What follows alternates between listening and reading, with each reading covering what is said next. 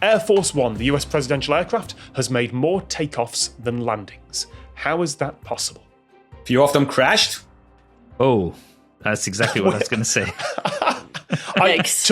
To my knowledge, Air Force One has never crashed. And I also think technically that is still a landing. Oh, well, I guess. Okay. Crash landing. Is it possible to land a plane in another plane? Is that a maneuver they do?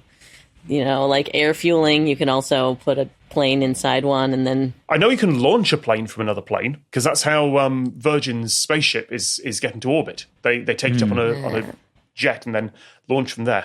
I don't think you can land a plane on a plane. That feels like something that Red Bull has done at some point. And we are just talking about the plane, not the copters or anything else that is Air Force One. Yeah, I think the chopper is called Marine One, I think. Okay. Is there always one in the air right now? So it's at least one takeoff that hasn't been cancelled out with a landing? Unfortunately not. No. That would have been a good one, actually. It would have been lovely. But this has been true since 1974. 1974. So we have a plane here that took off but never landed? Or the landing didn't count as landing somehow? Did it reach escape for velocity and just go off into space? It's just orbiting Earth now. It's just constantly just there with the space debris. That's actually where... No, I was going to make a JFK conspiracy theory joke and just say he was up there orbiting, but that doesn't work. And weirdly, my brain went to that's where Harold Holt disappeared to, and he was the Prime Minister of Australia that vanished. So it's not even remotely relevant. Deep cut. No, it's one of my favourite stories about Australia is that Harold Holt went swimming in the ocean, vanished, was never found, and they named a swimming pool after him. Wow.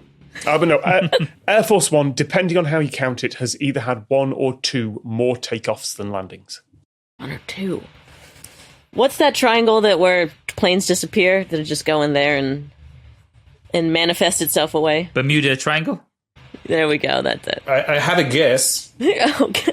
Is it possible that it was Air Force One when it took off, but then the president switched, like he wasn't president anymore, and the president was someone else, and that plane was not Air Force One anymore?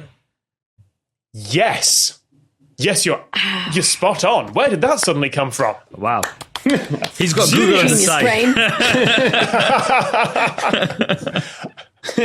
Yeah, so who would that have been? This is 1974. What was going on? No idea, actually. Did someone die in the plane or something? Yeah, did he have a heart attack or he was unconscious, and so then the vice president took over for that amount of time? That would also have been right. 1974 was Nixon. Oh, they impeached him or something, huh? And he wasn't the president? Nixon resigned. Oh, resigned, right. Nixon resigned. From the air? He was like, peace out, but I'm on the plane. Well, sort of, yes, that he was flying home while his successor, Gerald Ford, was being sworn in. So at the moment of the transition of power, he was on Air Force One, and then he was on SAM 27000, because the call sign travels with the president, not with the aircraft. Wow. And so is this before they put him in that jar for Futurama? Yeah, absolutely. Yeah, out of nowhere there, Mehdi. You got that absolutely right. Air Force One is a call sign, not a specific aircraft. So yeah, that's what I remembered, yeah. So the transition of power happened while Air Force One was carrying the president, and thus it just became any other plane.